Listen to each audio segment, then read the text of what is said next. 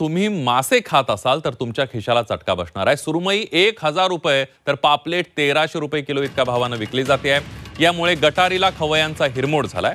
सुरमई कोळंबी साधारणतः 350 ते 400 रुपयांना मिळत होती, मात्र मासेमारी बंद असल्यानं आणि बाजारामध्ये मालच कमी येत असल्यानं मासे प्रचंड महागलेत। 1 ऑगस्ट पासून पुन्हा मासेमारी सुरू होणार आहे, त्यामुळे मासे स्वस्त होण्यासाठी आणखी 15 दिवस वाट पाहावी लागणार असल्याचं मासे विक्रेत्यांनी सांगितलंय। आणि या सगळ्या दरासंदर्भातला आमच्या प्रतिनिधी सीमा आढे यांनी घेतलेला आढावा बघूया। एकीकडे भाज्यांचे त्याचसोबत कडधान्यांचे भाव हे मोठ्या प्रमाणात वाढलेले असताना आता मच्छी देखील आता खूप महागलेली आहे। काय सध्या दरांवरती काय परिणाम आहे?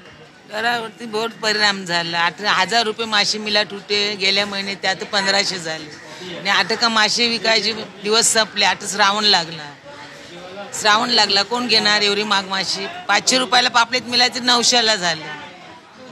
ते 2 दिवसांना नाही इकलं का ते आम्हाला अंगावर पडते, म्हणजे आमचे फुकट जाते, खराब होते। आणि आता पावसाच्या टायमाला मच्छी लवकर खराब होऊन जाते, त्याच्यात 2 दिवस द्यायला राहते, मग त्याच्यात आम्हाला 500-700 रुपयाचा बर्फ घालायला लागते।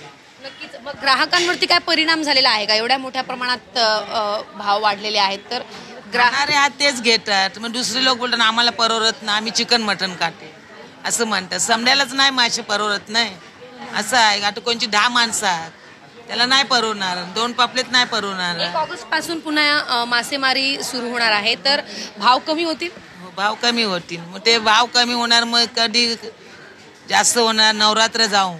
आता 2 महिने भाव कमीच होणार, आता 1000 आहे, मग 2 पुढच्या महिन्यात 800-700 होणार असं आहे। आगामी दिवसात मासे सुद्धा मास्यांचे जे दर आहे ते कमी होईल अशी शक्यता जी आहे ती वर्तवली जाते। व्हिडिओ जर्नलिस्ट प्रमोद सह सीमा आढे, झी 24 तास, मुंबई।